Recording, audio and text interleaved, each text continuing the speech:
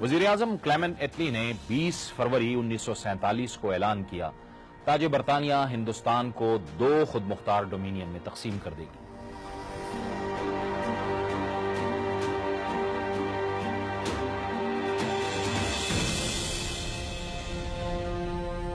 تقسیم ہند کے منصوبے کو عملی جامہ پہنانے کے لیے لارڈ ماؤنٹ بیٹن آخری وائس رائے بن کر ہندوستان آئے۔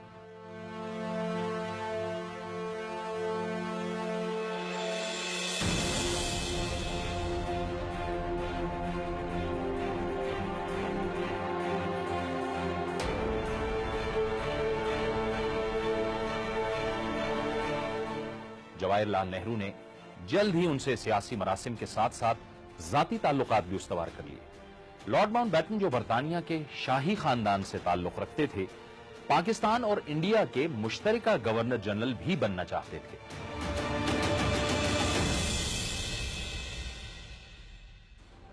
3 جولائی 1947 کو قائد اعظم نے خود جا کے ماؤنٹ بیٹن کو کہا کہ میں پاکستان کا گورنر جنرل بننا چاہتا ہوں۔ تو ماؤنٹ بیٹن نے جب یہ سنا تو انہیں بڑا عجیب سا یہ لگا، اور انہوں نے کہا کہ یہ یاد رکھو کہ اگر تم گورنر جنرل بننا چاہتے ہو تو شاید پاکستان کو اس سے بہت نقصان اٹھانا پڑے۔ تو قائد اعظم نے کہا کہ میں وہ نقصان اٹھانے کو تیار ہوں۔ کانگریسی لیڈرز نے ان کی اس خواہش کو پورا کرتے ہوئے تقسیم سے پہلے ہی یہ پیغام دے دیا کہ وہ آخری وائس رائے کے ساتھ ساتھ بھارت کے پہلے گورنر جنرل بھی ہوں گے۔ نہرو کو یقین تھا کہ بھارت کے بعد قائد اعظم بھی خود بخود لارڈ ماؤنٹ بیٹن کو پاکستان کا پہلا گورنر جنرل تسلیم کر لیں گے۔ قائد اعظم نے پاکستان بر صغیر کے 10 کروڑ مسلمانوں کی پرعزم اور شاندار جدوجہد سے حاصل کیا تھا۔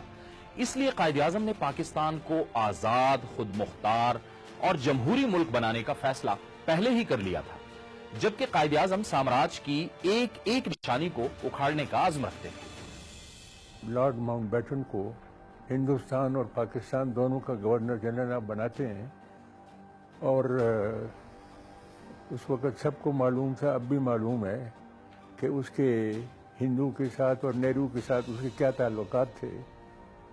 اور دوسری بات یہ ہے، پاکستانی ہندو نے تو ایکسیپٹ کر لیا ماؤنٹ بیٹن کو، پاکستانی سوائے مسٹر جناح کے کسی کو ایکسیپٹ کرنے کے لیے تیار نہیں تھے۔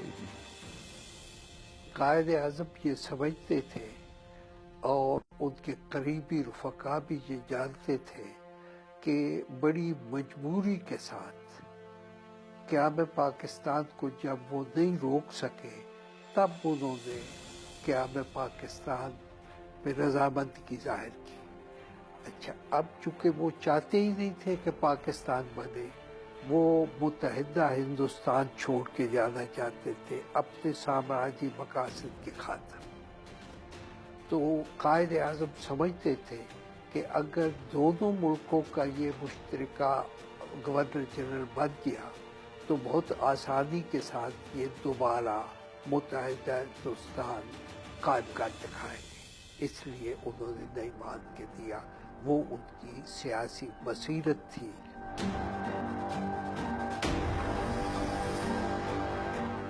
لارڈ ماؤنٹ بیٹن کو بتا دیا گیا کہ پاکستان کے پہلے گورنر جنرل بانی پاکستان قائد اعظم محمد علی جناح ہوں گے۔ انکار سے لارڈ ماؤنٹ بیٹن کا غرور ٹوٹ گیا۔ اس کے دل پر کراری چوٹ اس لیے بھی لگی تھی کہ اس نے برطانوی حکومت کو بتا دیا تھا کہ پاکستان اس سے گورنر جنرل کی حیثیت سے قبول کر لے گا۔ وائسرائے ہند کو ایسے انکار کی توقع نہیں تھی کہ جس ملک پر انہوں نے طویل عرصہ حکمرانی کی ہو کوئی انہیں حرف انکار بھی کہہ سکتا ہے۔ معاملہ لارڈ ماؤنٹ بیٹن کے ایک گورنر جنرل بننے کا نہیں تھا، بلکہ معاملہ سامراج اور جمہوریت کی بالادستی کا تھا۔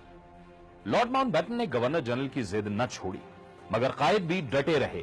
لارڈ ماؤنٹ بیٹن نے نواب حیدرآباد دکن ریاست کے مشیر والٹر اور جوناگڑھ کے نواب کی سفارش بھی قائد تک پہنچائی، مگر یہ بھی ماؤنٹ بیٹن کے کسی کام نہ آئی۔ ایک روز لارڈ ماؤنٹ بیٹن نے لیاقت علی خان اور چودھری محمد علی کو ملاقات کے لیے وائسرائے ہاؤس طلب کیا، اور ایک بار پھر ان کے سامنے گورنر جنرل بننے کی خواہش ظاہر کرنے کے ساتھ ساتھ یہ دھمکی بھی دی کہ اگر انہیں مشترکہ گورنر جنرل نہ بنایا گیا تو پاکستان گھاٹے میں رہے گا۔ یہ برٹش سامراج کا، برٹش امپیریلزم کا منصوبہ تھا کہ چونکہ توڑنا ہے تو گورنر جنرل دونوں جگہ ایک ہوگا تو وہ جلدی ٹوٹ جائے گا، پھر سے آ ملے گا اس کے ساتھ. تو آخری جو بار آئے گورنر جنرل ان کے پاس، lord Mount beaten Quaid Azam کے پاس، آخری مرتبہ، تو قائد اعظم نے غصے میں کہا کہ اگر آپ مجھے اٹھا کے بے آف بنگال میں پھینک دیں تب بھی میں نہیں مانوں گا تمہیں گورنر جنرل پاکستان. تو جب طے ہو گیا کہ بھائی یہ تو نہیں مانیں گے کسی تو مجبوری تھی ان کی.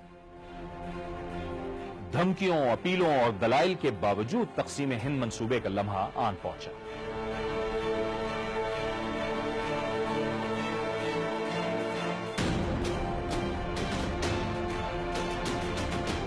3 جون 1947 کی صبح 10 بجے لارڈ ماؤنٹ بیٹن نے قائد اعظم جواہر لال نہرو اور سکھ رہنما ڈاکٹر بلدیپ سنگھ سے ملاقات کی، جس میں تینوں رہنماؤں سے تقسیم ہند کے منصوبے کو فوری منظور کرنے کی درخواست کی. قائد اعظم نہ صرف جمہوریت کی حکمرانی کا پرچار اپنی تقریروں میں کرتے تھے، بلکہ اس نظریے کو انہوں نے اپنی پارٹی میں بھی قائم کر رکھا تھا. تقسیم ہند کے منصوبے پر قائد اعظم نے اس شرط پر دستخط کیے کہ یہ اسی صورت میں قابل قبول ہوگا جب تک اس کی منظوری آل انڈیا مسلم لیگ کاؤنسل نہیں دے دیتی. ملاقات میں قائد اعظم نے لارڈ ماؤنٹ بیٹن کی ایک اور سامراجی خواہش کو پورا نہ ہونے دیا.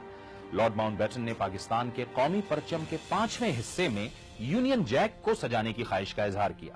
قائد اعظم نے 10 کروڑ مسلمانوں کا مقدمہ لڑ کر آزادی حاصل کی تھی، اب وہ غلامی کی یادگار کو بھلا پرچم میں کیسے سجا سکتے تھے؟ لہٰذا انہوں نے ایسا نہیں ہونے دیا. 5 جولائی 1947 کو لیاقت علی خان نے وائسرائے کو خط لکھا کہ تاج برطانیہ سے درخواست کی جائے کہ قائد اعظم محمد علی جناح کو پاکستان کا گورنر جنرل بنا دیا جائے، جس سے لارڈ ماؤنٹ بیٹن کی گورنر جنرل بننے کی ساری امیدیں دم توڑ دیں.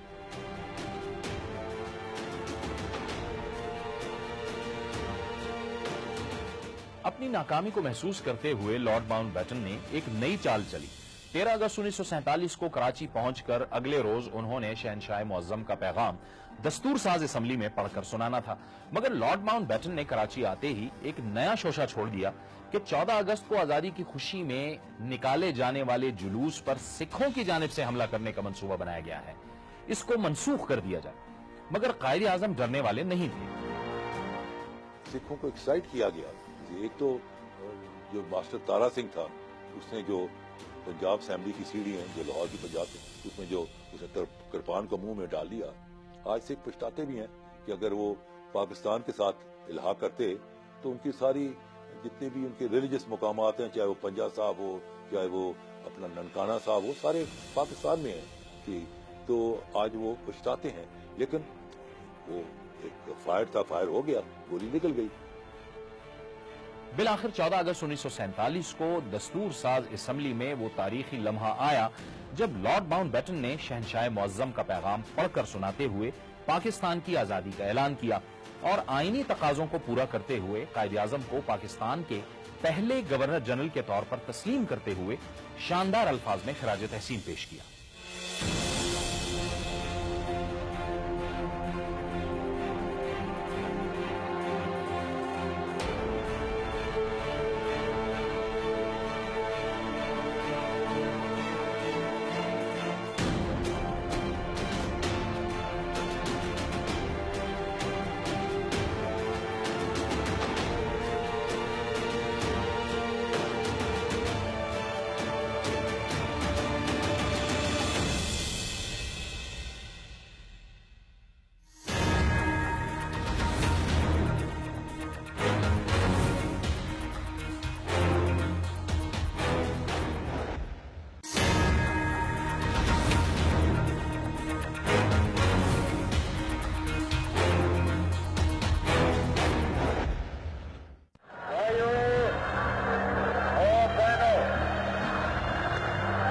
پاکستان حاصل کرنے کے لیے ہم نے بہت قربانی کی ہے، مگر ہمیں پاکستان کو قائم رکھنے کے لیے ابھی اور قربانی کرنا ہوگی. مسلمان مصیبت میں گھبرایا نہیں کرتا.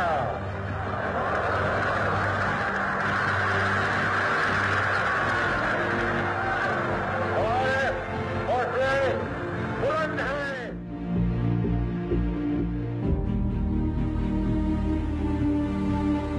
جہاں پاکستان کا سفر برصغیر کے مسلمانوں کے لیے خوشی کا پیغام بن کر آیا، وہاں لاکھوں قربانیوں کا سفر بھی اپنی منطقی منزل کو پہنچا.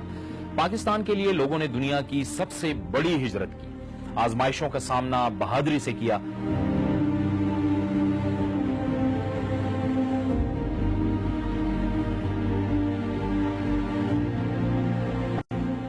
When Pakistan came into being, I was about 6 years old, and we were living in Pindi at that particular time, and you will be surprised that in 1947, in June, our father took us to Srinagar, and we went there, so things were okay till that time. And then we grew, and of course I saw about a year and a half before partition, and partition میں جب میں نے دیکھا تو میں ان دونوں میں پنڈی میں رہ رہا تھا، اور اس وقت تو کوئی خاص فرق نہیں تھا ہمارے لیے، کیونکہ میں نے تو یا پشاور میں ٹائم گزارا تھا یا پنڈی میں، کیونکہ میرے والد چونکہ فوج میں تھے، اور دو گئے وہ سب جگہ تھے، بہار بھی گئے، آل اوور گئے، لیکن مجھے جو یادداشت زیادہ ہے وہ پشاور پنڈی وغیرہ کی ہے. جی پاکستان کے لیے ہجرت کا سفر کیا شروع ہوا، پورے ہندوستان میں نفرت کی آندھیاں چل پڑیں. دیکھتے ہی دیکھتے مشرقی پنجاب، کلکتہ، بہار اور دوسرے حصوں میں مسلمان نشانے پر آ گئے. 1,20,00,000 سے زائد افراد نے اپنے گھروں کو خیرآباد کہا.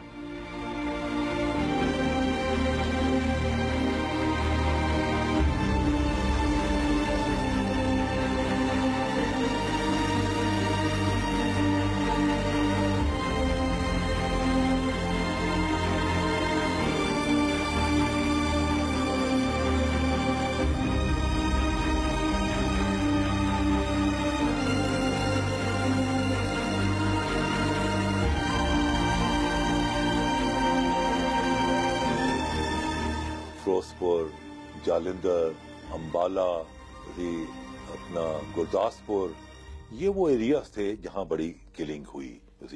اور پھر سیکنڈ جو زیادہ کلنگ ہوئی ہے وہ بنگال میں ہوئی، کہ جب ویسٹ بنگال سے لوگ مائیگریٹ کر کے ایسٹ بنگال میں آئے.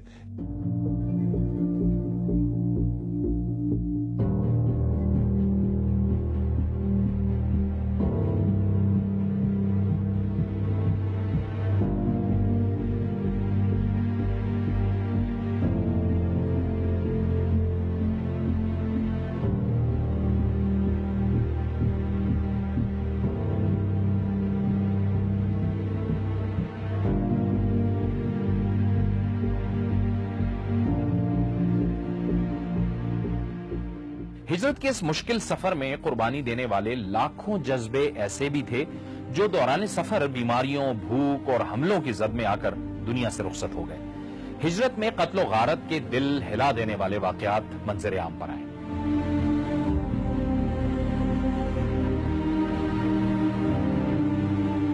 ملتان کے اندر ون سائیڈڈ ہوئے، وہاں پہ مسلم میجورٹی بہت بڑی تھی، اور وہاں پہ سکھ تو تھے ہی نہیں، ہندو تھے، تو ان کے ساتھ زیادتی ہوئی. اور راول پنڈی کے جو گاؤں ہیں سکھوں کے، ان پہ حملہ کر کے کئی ہزار سکھوں کا قتل کیا گیا.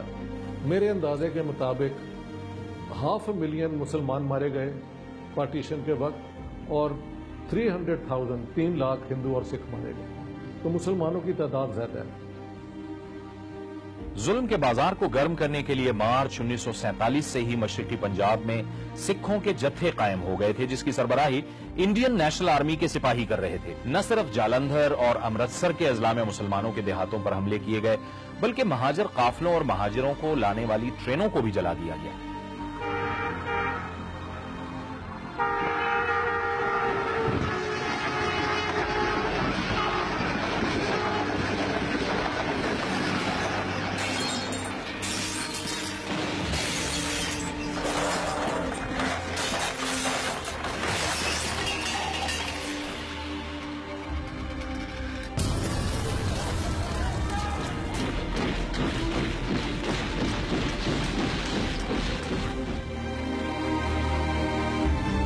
तेरह अगस्त की शाम को 7 बजे ड्रिग रोड रेलवे स्टेशन पे ये लोग उतरे हैं।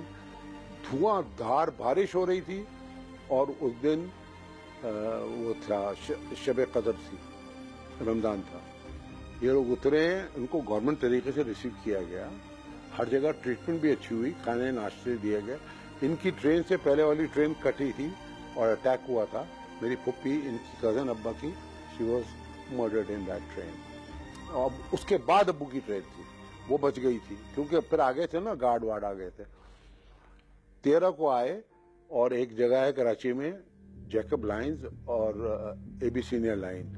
एबी सीनियर लाइन में ये सेटल हुए आके, और फिर इनके मामू, इनकी खाला, इनके और भी रिश्तेदार दिल्ली से जितने भी थे, 2 कमरे के घर में 22 अफराद आके रहे।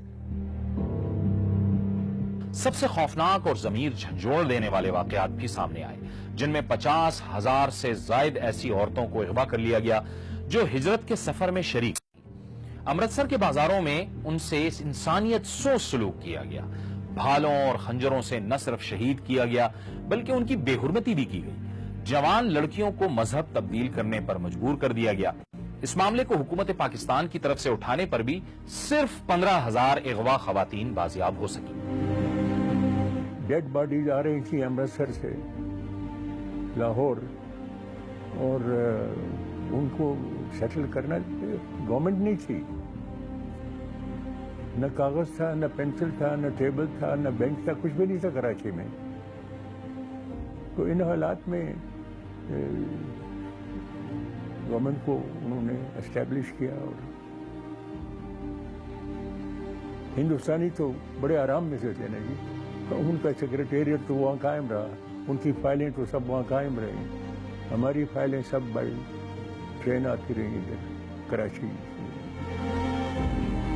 ये जो फाइलें होती हैं, इन फाइलों पे जब आप कर लेते हैं काम तो पिन करते हैं ना, तो पिन करने के लिए पिन नहीं थी, तो ये लोग साइकिल पे बैठ के कई किलोमीटर एक जंगल जाया करते थे, वहां से बबूल के कांटे तोड़ के लाया करते थे, और वो बबूल के कांटे जो थे वो फाइल पे लगा के इस्तेमाल किया करते थे।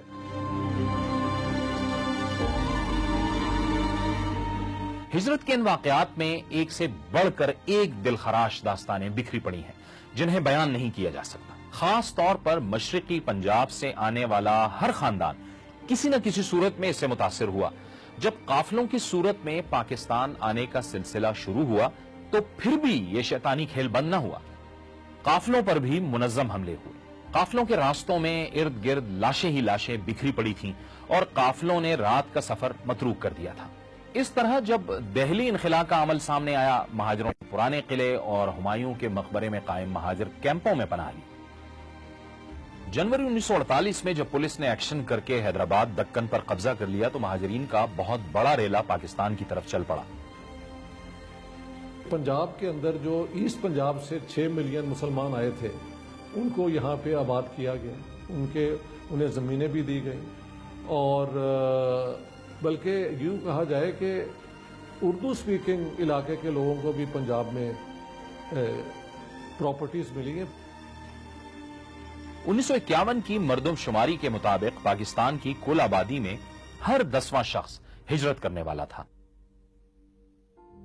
प्रॉबेबली ऐसे लगता है कि शायद जो मुस्लिम लीग की लीडरशिप थी उनके वहमो गमान में भी नहीं था कि इतनी बड़ी ट्रांसफर ऑफ पॉपुलेशन होगी और इतनी किलिंग होगी, और लेकिन वो हुई और फिर उसको टैकल करना पड़ा।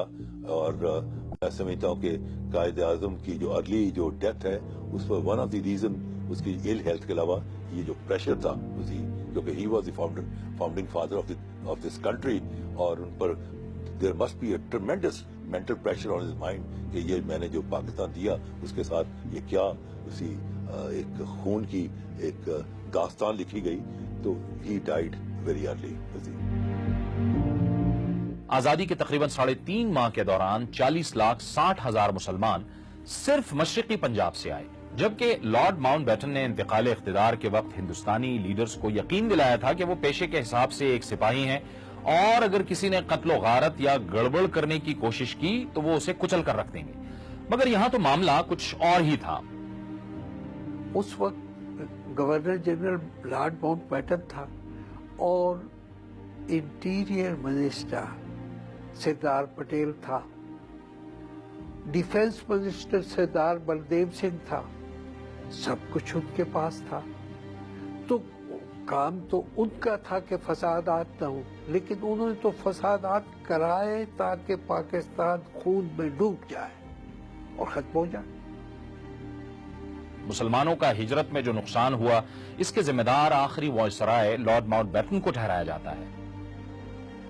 जो फिर फिसादात हुए और जो मिसमैनेजमेंट हुई पार्टीशन के दौरान, कुछ लोगों का ख्याल है कि इसमें माउंटबेटन को जो इस अपना रिस्पॉन्सिबिलिटी से आज़ाद कर दिया गया, उसकी वजह है।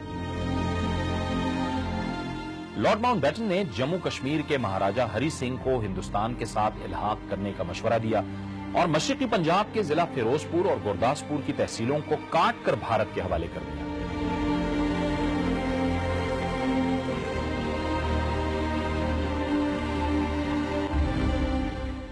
मुस्लिम लीग की तरफ से जो पॉइंट ऑफ व्यू लिया गया वो था कि जी तहसीलों की बुनियाद पे आप पंजाब की तकसीम करें, और वो करते करते जो इन्होंने एक मॉडल बनाया था, ये सतलुज के वेस्टर्न बैंक तक जाते थे, यानी जलंधर तक इंक्लूड करते थे।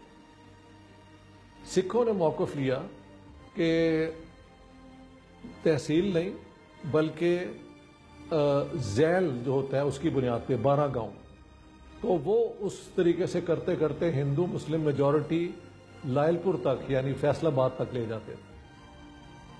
जिसके ऊपर फैसला हुआ वो था डिस्ट्रिक्ट्स, हिंदू और मुस्लिम मेजॉरिटी। लॉर्ड माउंटबेटन के इस इकदाम से मशरिकी पंजाब में तारीख की सबसे बड़ी कत्ल गारत का सिलसिला शुरू हुआ। इश्तियाल में आए हुए सिखों के तशद्दुद और कत्ल गारत के पीछे भी हुकूमत का हाथ था। जो था Gurdaspur was a Muslim majority area, लेकिन वो हिंदुस्तान को इसलिए दे दिया गया कि अगर गुरदासपुर को पाकिस्तान को दे देते हैं तो हिंदुस्तान की जो एंट्री है इंटू कश्मीर वो रुक जाती है, क्योंकि वही उसका जो रास्ता है कश्मीर को जाने का वो वाया गुरदासपुर है, लिहाजा गुरदासपुर उनको दे दिया गया। और क्योंकि वहाँ मुसलमान बैठे हुए थे, उनको ये यकीन था कि ये पाकिस्तान का हिस्सा बने, सडनली पता लगा कि वो हिंदुस्तान में चला गया, वहाँ किलिंग हुई। लंदन टाइम्स ने अपनी 18 अगस्त 1947 की इशात में लिखा, गुज़िश्ता 50 बरस के शहरी फसादात में जितने लोग हलाक हुए, इससे ज्यादा लोग हिंदुस्तान में नकल मकानी करते हुए मारे गए। उस वक्त मुसलमानों का जो कत्लेआम हो रहा था, उसके मुतालिक अंग्रेज अफसरों की राय ये थी कि उन्होंने जंग अजीम के दौरान जो कुछ देखा ये उससे कहीं ज्यादा हौलनाक है। हिजरत के सफर में अजीम कुर्बानियों के बावजूद उनको हौसला देने वाली एक शख्सियत मौजूद थी जिसका नाम था कायदे आज़म, जिन्हें पाकिस्तान में सबसे ज्यादा फिक्र महाजरों की आबादकारी थी। उनके उस वक्त तो प्रॉब्लम ये था कि ये रहेंगे किधर, और उनके खाने का क्या बंदोबस्त होगा और उनके पानी पीने का क्या बंदोबस्त होगा।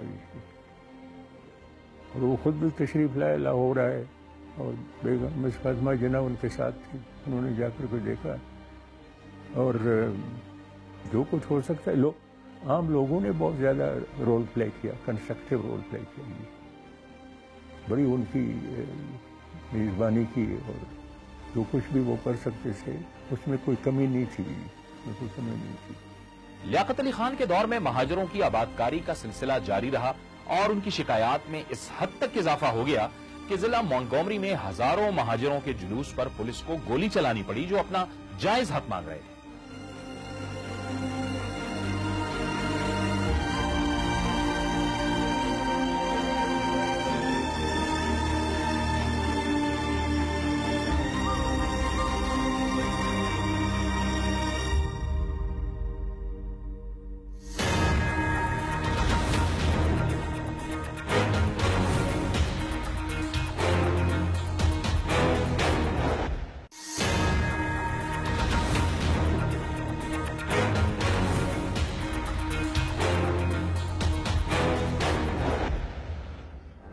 There can be no question of coercing any large areas in which one community has a majority to live against their will under a government in which another community has a majority.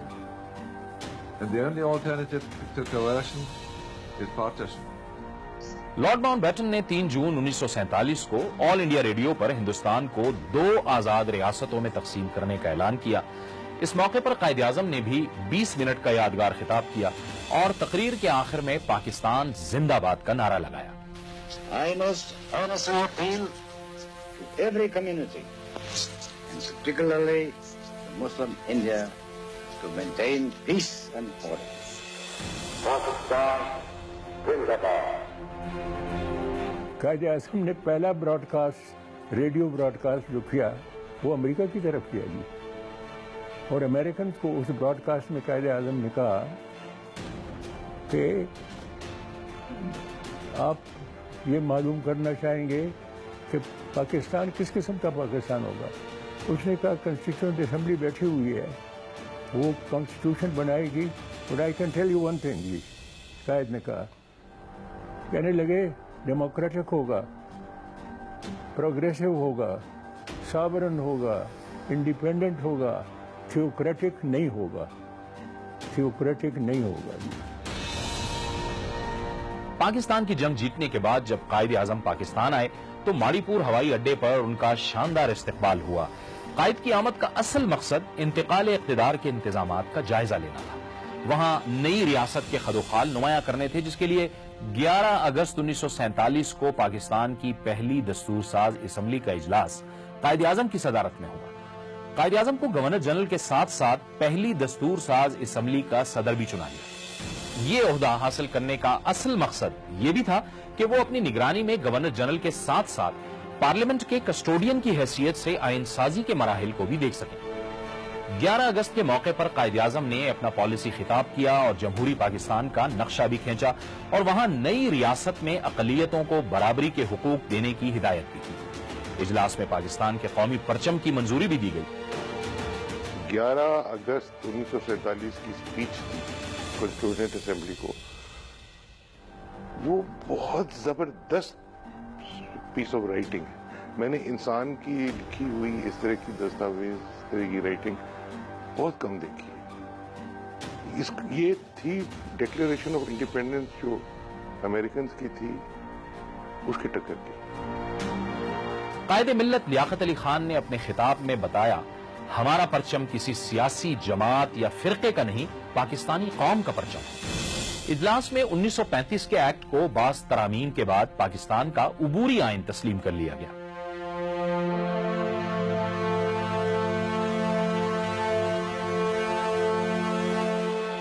अगस्त 1947 का वो तारीखी लम्हा आन पहुंचा।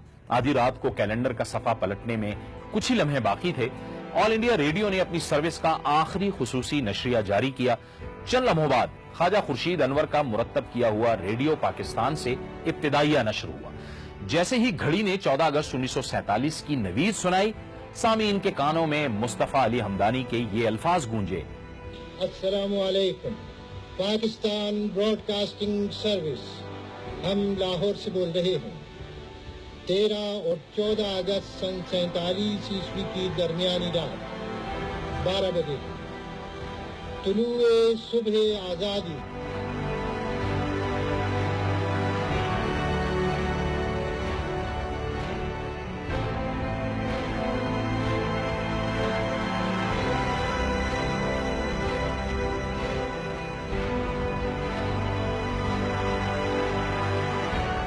अगस्त 1947 रमजान मुबारक के आखिरी जुमे का बाबरकत और मुकद्दस दिन था।